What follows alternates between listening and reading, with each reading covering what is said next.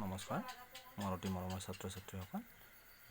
আজি আমি exercise 1.1 number 2 প্ৰব্লেমটো আলোচনা কৰিম চাও কি দিছে ইয়াতে show that the relation r in the set r of real numbers এটা ৰিলেশ্যন r দি আছে in the set of r it is set of real number বাস্তৱ সংখ্যাৰ সংহতিত এটা ৰিলেশ্যন r এটা সম্বন্ধ দিয়া আছে কেনেকৈ দিয়া আছে ডিফাইন এজ r টো সম্বন্ধটো কেনেকৈ দিয়া আছে এনেকৈ কিছুমান অৰ্ডাৰ পেয়াৰ হ'ব তাৰমানে কি হ'ব a is less than equal to b square a is less than equal to b square হ'ব is neither reflexive nor symmetric nor transitive এৰে তাৰমানে ই ৰিফ্লেক্সিভো নহয় চিমেট্ৰিকো নহয় আৰু ট্ৰানজিটিভো নহয় বুলি কৈছে তো সেইটো দেখাব দিছে আমাক চ' দিয়া আমাক কি এটা ৰিলেশ্যন দিয়া আছে এইটো a, b এনেকুৱা কিছুমান অৰ্ডাৰ পেয়াৰ হ'ব চাৰ্জ ডেট কি হ'ব a is less than equal to b square আৰু এই ৰিলেশ্যনটো ক'ত দিয়া আছে সেট অফ ৰিয়েল নাম্বাৰত বাস্তৱ সংখ্যাৰ সংহতিত দিয়া আছে তো বাৰু আমি টু লিখো বাৰু ৰিলেশ্যনটো লিখো কি দিয়া আছে r ইকুৱেল টু কি দিয়া আছে এনেকুৱা কিছুমান ab দিয়া আছে যাতে কি দিয়া আছে চাৰ্জ that a, b less than equal to b square তো আমি প্ৰথমে কি চাম এইটো ৰিফ্লেক্সিভ চাম ৰিফ্লেক্সিভ হয় না নহয় তো বাস্তৱ সংখ্যা জানো বাৰু তুমি কনসিডাৰ কৰা বাৰু ৰিফ্লেক্স নহ'ব এইটো চাবা সব বাস্তৱ সংখ্যাৰ কাৰণে এটি স্যাটিসফাই নহ'ব অবভিয়াসলি নহ'ব তোমালোকে নিজে চোৱা তো এনেকুৱা এটা লোৱাচোন চাবাচোন সিন্স হাফ চাব হাফটো হাফ ইজ এটি হ'ব জানো এটি হ'ব কেতিয়াও নহ'ব এটি চোন 1/4 হৈ যাব এটি 1/2 এটি 1/4 হ'লে এটি সৰু চোন এটিত কৰি সৰু নহ'ব নিশ্চয় সৰু হ'ব গতিকে কি হ'ব এইটো does not half is does not less than or equal to half square তো তাৰমানে কি হ'ল তাৰমানে a, a does not belongs to r হৈ গ'ল হয়নে তো তাৰমানে কি হ'ল r প্ৰতিফলনীয় নহয় r is not reflexive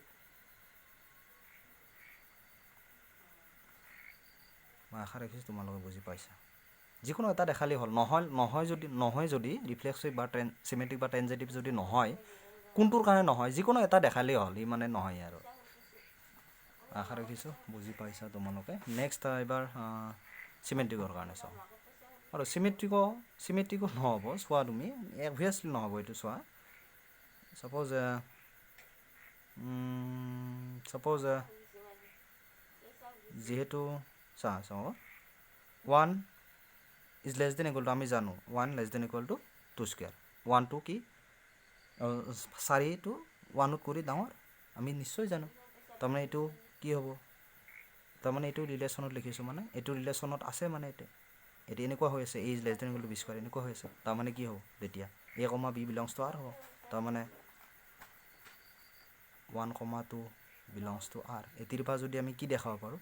2, 1 belongs to r হয় তেতিয়া কি হ'ব এইটো চিমেট্ৰিক হ'ব বাট কি আমি কি জানো তুমি নিজে চোৱা বাট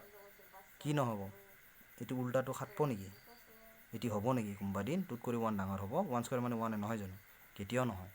তো তাৰমানে কি হ'ল দিছ ইমপ্লাইজ কি হ'ল 2, 1 does not belongs to r তাৰমানে যিহেতু নহয় সেইকাৰণে আমি এটা যিকোনো নহয় দেখালেই হ'ল আৰু বহুতৰ ক্ষেত্ৰত নহ'ব মই এটা দেখাইছোঁ তোমালোকৰ যিকোনো এটা উদাহৰণ দি কেনে দেখাই দিলে হ'ল নহ'লে আৰু যদি হয় তেতিয়া মানে এই এক্স ৱাই বা এ বি যি দিয়া থাকে সেইটো ইউজ কৰিম আমি এতিয়া এ বি দিয়া আছে তেতিয়া এ বি ইউজ কৰিলোঁ হয় যদি হয় চবৰ কাৰণে হয় for all a b belongs to মানে যিটো real number set of real number দিয়া আছে সেইটো লিখিলোঁ হয় তো নহয় কাৰণে যিকোনো এটা এনেকৈ কনচিডাৰ কৰিলে হয় তাৰমানে কি হ'ল r is not symmetric r কি নহয় প্ৰতিসম নহয় এতিয়া আমি এটা ৰইল নহবাই দেখাবা দিছে নহয় জানো কুৱেশ্যনটো কি কৈছিল নেইডাৰ ৰিফ্লেক্সিভ নৰ চিমেট্ৰিক নৰ ট্ৰানজিটিভ গতিকে ইমানখিনি ভাববা লগা নাই আৰু নোহোৱাকৈ দেখালেই হ'ল এটা উদাহৰণ লৈ কেনে তোমালোকে চিন্তা কৰি কেনে সেনেকুৱা উদাহৰণ এনেকুৱা মানে তোমালোক কনচিডাৰ কৰি লৈ কেনে এতিয়া যে মই হাফ লৈছোঁ তোমালোক যে হাফ ল'ব লাগিব এইটো কথা নাই যিকোনো ল'ব পাৰা তোমাৰ ইচ্ছামতে ল'ব পাৰা এতিয়া 1 আৰু 2 মই কনচিডাৰ কৰিছোঁ তোমালোকে বেলেগো কৰিব পাৰা বেলেগৰ কাৰণেও হৈ আছে নিশ্চয় তোমালোকে ঘৰত বেলেগ কৰি কেনে চাবা কপি নামাৰিবা মেথছত কপি নামাৰিলে প্ৰব্লেম হয় পিছত বুজি নাপালে মই আছোঁ, মই বুজাই দিম, আকৌ বুজাই দিম, কিন্তু ডাইৰেক্টলি কপি নকৰিবা, মানে বুজাৰ কাৰণে চেষ্টা কৰিবা। আশা ৰাখিছোঁ তোমালোকে মই কি কৈছোঁ বুজি পাইছা। বাৰু এইবাৰ কি আছিলে, ট্ৰানজিটিভ আছিলে নহয় জানো। ট্ৰানজিটিভৰ কাৰণে ছাপ'জ যিহেতু since 2 is less than equal to -3 square নহয় জানো। 2 is less than equal to -3 square, -3 square মানে 9, তো নিশ্চয় 9টো 2ত কৰি ডাঙৰ। তাৰমানে এইটো কি ইমপ্লাই কৰিব, এইটো মতে এনেকুৱা হৈ আছে, এনেকুৱা এইটো ফৰ্ম হৈ আছে a, b belongs to r হ'ব। তাৰমানে 2, -3 বিলংছ টু কি হ'ল, r হ'ল। বাৰু এতিয়া আৰু তো এটি দি শেষ হোৱা এটা ধৰোঁ বাৰু। ছাপ'জ -3 দি কেনে -3 দিয়ে ধৰিব লাগিব। এটি দি শেষ হৈছে ন, এটি দি শেষ হৈছে, এটি দি আৰম্ভ হোৱা ধৰিব লাগিব। তো -3 ধৰিবই লাগিব ইয়াতে। -3 less than equal to 1 square, yes, -3 less than equal to 1 square. নিশ্চয় -3 কৰি 1টো নিশ্চয় ডাঙৰ, তোমালোকে জানা এইটো। তো এইটো মতে কি হ'ব, এইটো -3, 1টো কি হ'ল, বিলংছ টু r হ'ল, নিশ্চয় হ'ল। বাট কিন্তু কি নহ'ব, তো এই দুটা নোহোৱা হৈ যাব। এইটো আৰু এটি নোহোৱা হৈ কিনে এটি আৰু এটি দেখাব লাগিব। বাট এই দুটা নোহোৱা হৈ কিনে এটি আৰু এটি হ'ব নেকি চোৱাচোন। বাট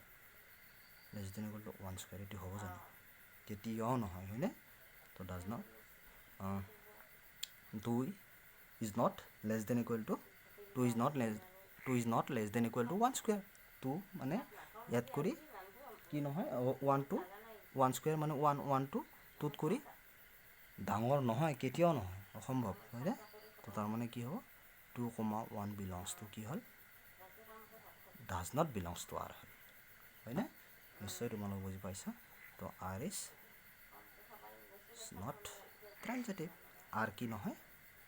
ট্ৰানজিটিভ, r ইজ নট ট্ৰানজিটিভ, তাৰমানে r সংক্ৰামক নহয়। মই আশা কৰিছোঁ তোমালোকে বুজি পাইছা।